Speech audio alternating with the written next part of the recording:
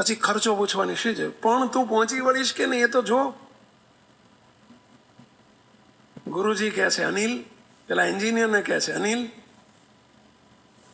આપણે એસ્ટિમેટ કાઢ્યો છે, તું કે એસ્ટિમેટ એટલે આશરે કેટલો ખર્ચો થશે તું કહી દે.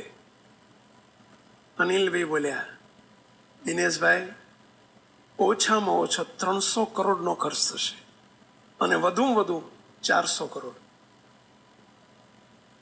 300 થી 400 કરોડનો ખર્ચ થશે. અહીં કેટલાયને આમ થઈ ગયું. બોલો, હું જોઈ રહ્યો છું કેટલાયની આંખો સાંભળીને પોળી થઈ ગઈ. બોલો. દિનેશભાઈ હાથ છોડીને કહે છે, ગુરુજી થઈ જશે, થઈ જશે, આપ ચિંતા ના કરશો. મને એવી શક્તિ આપજો, એવું બળ આપજો કે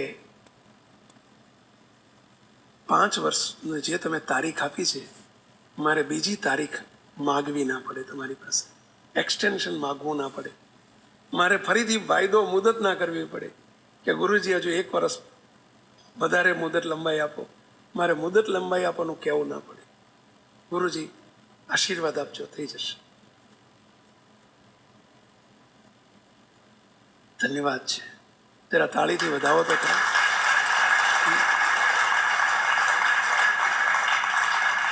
કેમ તાળી પાડી કહેશો?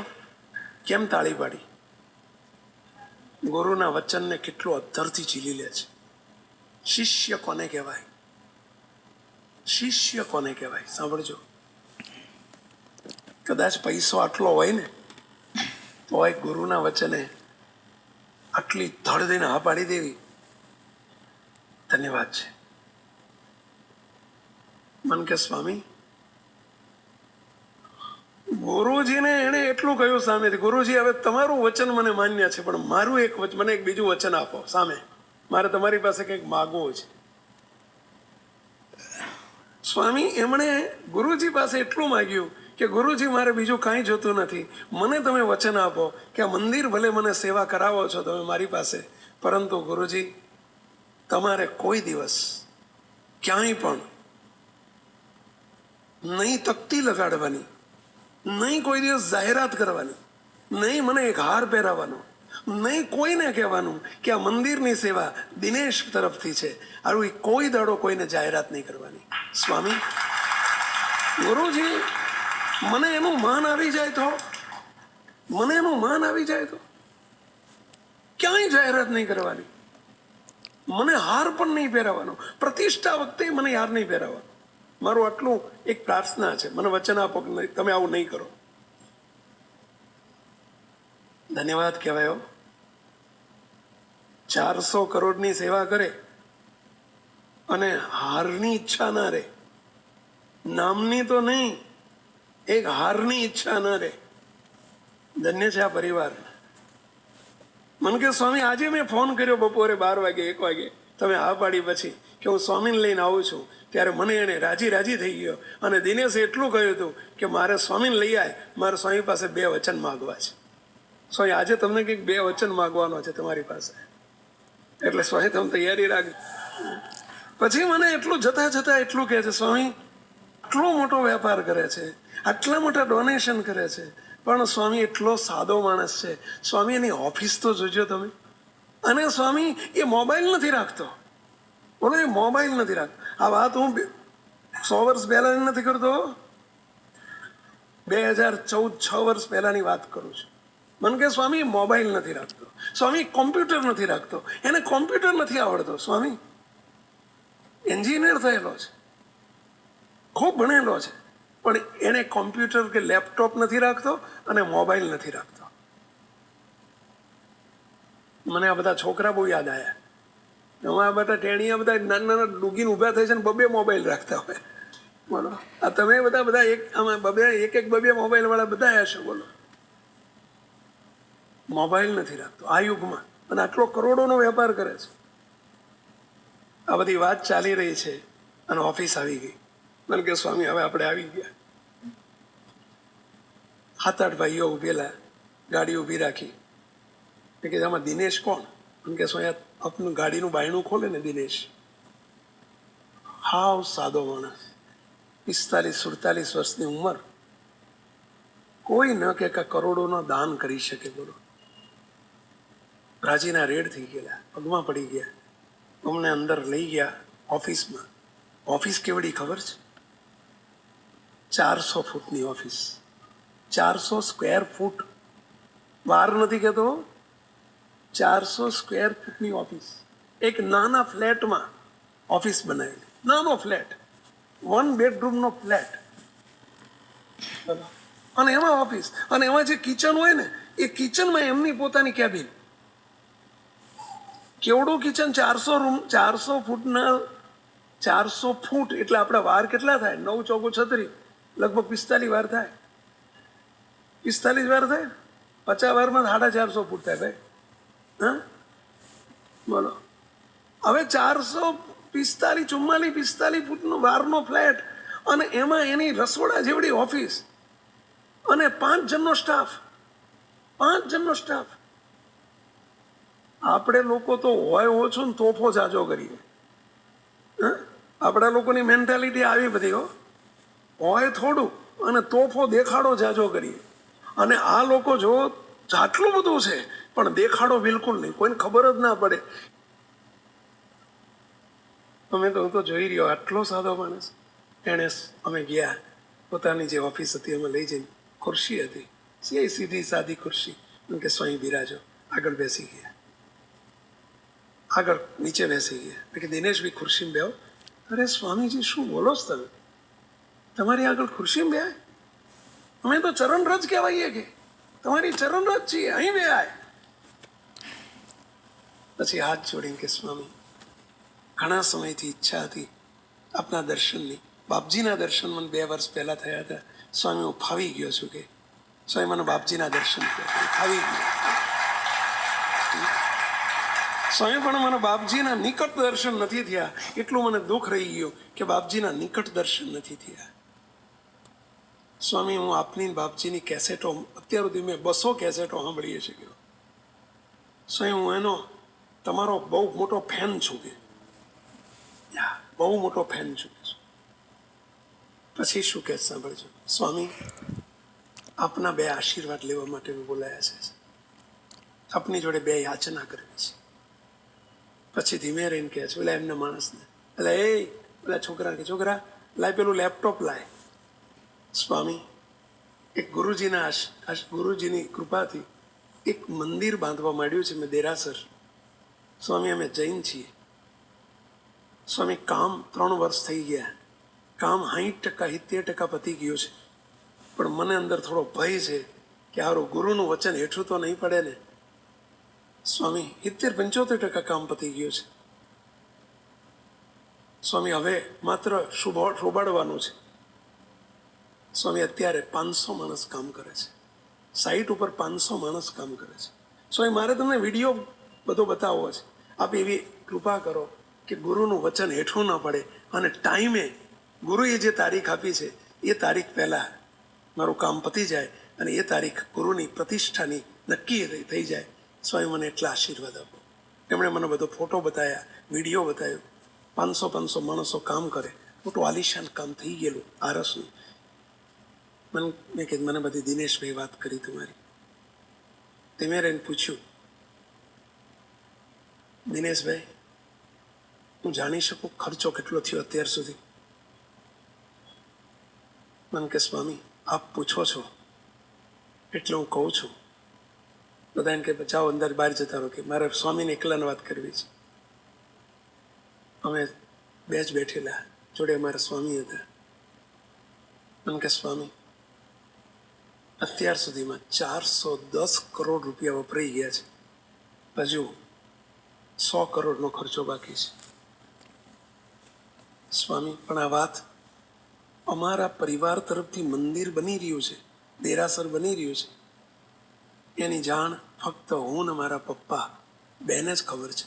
સ્વામી, અમારા ધર્મપત્નીને કે અમારી બાને ખબર નથી, મારા મમ્મીને ખબર નથી, મારા બીજા ભાઈઓને ખબર નથી. સ્વામી, હું ને મારા પપ્પા 2 જ જાણીએ છીએ કે આ સેવા બધી અહીંથી જઈ રહી છે.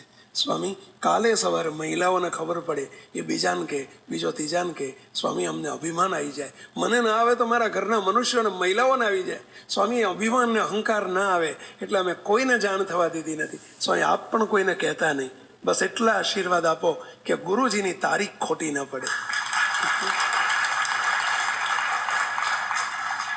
ધન્યવાદ કહેવાય.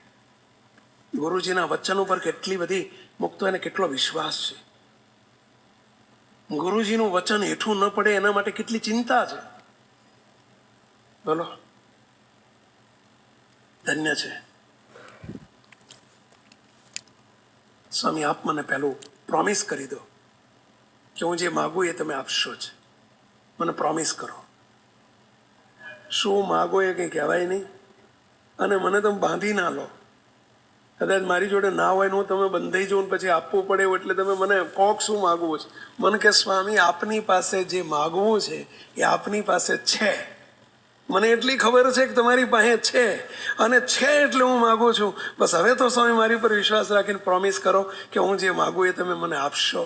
મેં કે જાઓ, અમારી જોડે હશે તો અમે કોઈ પણ હિસાબે તમને જરૂર આપશું. બસ સ્વામી છે તમારી પાસે. મેં કીધું બોલો માગો. અને એ શું માગે છે સાંભળજો. આંખમાંથી દડ દડ દડ આંસુ પડવા માંડે, રડી પડ્યા. આંખમાંથી આમ દડ દડ આંસુ પડે, બોલી ના શક્યા. થોડી વાર રડી પડ્યા, હાથ છોડીને કે સ્વામી બહુ થાકી ગયો છું, બહુ થાકી ગયો છું, બહુ થાકી ગયો છું. 3 વખત બોલ્યા, રડતા રડતા. હો સ્વામી બહુ થાકી ગયો છું.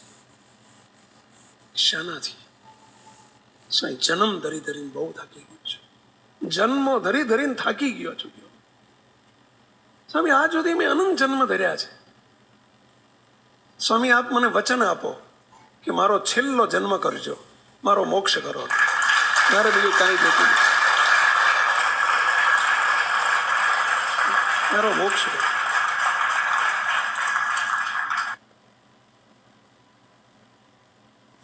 સેવક આ શબ્દ સાંભળીને બહુ રાજી થઈ ગયો. કેમ રાજી થયો હઈશ કહેશો? બહુ રાજી થઈ ગયો. કેમ રાજી થયો હઈશ? કોણ આંગળી ઊંચી કરીને કહો. ચલો, કેમ બહુ રાજી થયો હઈશ? કહી શકશો? કોઈ અનુમાન કરશો? બોલો મહારાજ. Very good. બીજું? ચલો, કેમ વધુ રાજી થયો હઈશ? બહુ રાજી થઈ ગયો. સુહાગભાઈ કહેશો? વિશાલ મહારાજ કહેશો? કેમ બહુ રાજી થઈ ગયો હઈશ? કહો સુહાગભાઈ.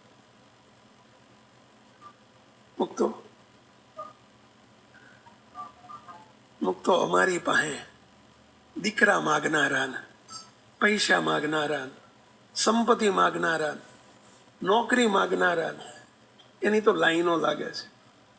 પણ એક મોક્ષ માગનારા આવા વિરલા કોક હોય છે. પેલા કોક આવતા કે જેને બીજું કાંઈ જોતું નથી મોક્ષ સિવાય. કોક. અને એમ કહે છે કે સ્વામી બહુ થાકી ગયો છું, મારો આ જન્મે મોક્ષ થાય એવું કરો. સેવક રાજી થઈ ગયો, ઊભા કરીને તો ભેટી પડ્યો બાથમાં ખાલી. દિનેશભાઈ લાવો તમારો હાથ. મહારાજને બાપાને બાપજીને ખૂબ પ્રાર્થના કરી. દયાળુ કીધું, દિનેશભાઈ ગુરુના વચને તમારી ગુરુ ભક્તિને ધન્યવાદ છે, પરંતુ માત્ર તમારો નહીં, ધન્ય છે તમારા મા બાપને, તમને આવા સંસ્કાર આપ્યા છે. સ્વામિનારાયણ ભગવાનને બાપાશ્રીને બાપજીનું પ્રાર્થના કરું છું, અંતકાળ સમયે સ્વામિનારાયણ ભગવાન તમારા આખા કુટુંબે સહિત સ્વામિનારાયણ ભગવાન ટાણું આવે તેડવા આવશે. કુટુંબનું, આખા કુટુંબને મહારાજ પૂરું કરશે. તમારું એકનું નહીં, આખા કુટુંબને મહારાજ તેડવા આવશે. તો આ વચન મહારાજ અમારી પ્રાર્થના સાંભળી હશે કે નહીં સાંભળી? એટલે સાંભળી હશે કે નહીં?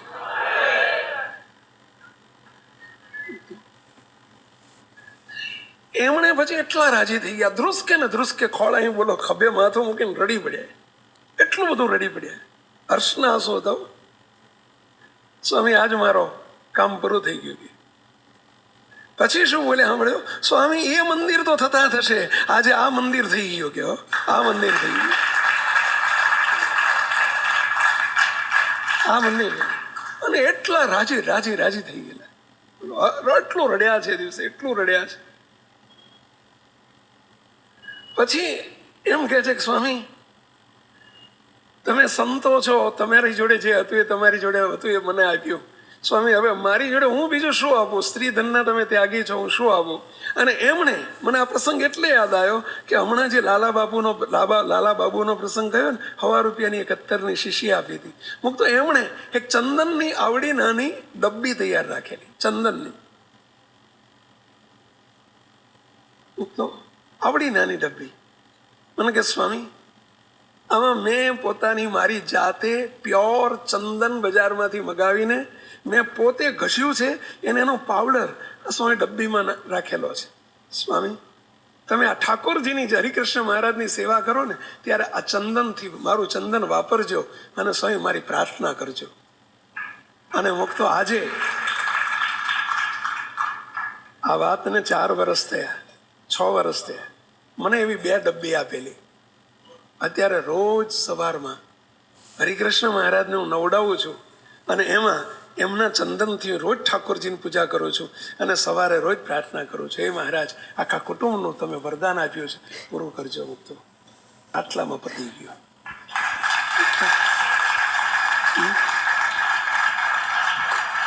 આ ભગવાનની સેવાનું પરિણામ છે.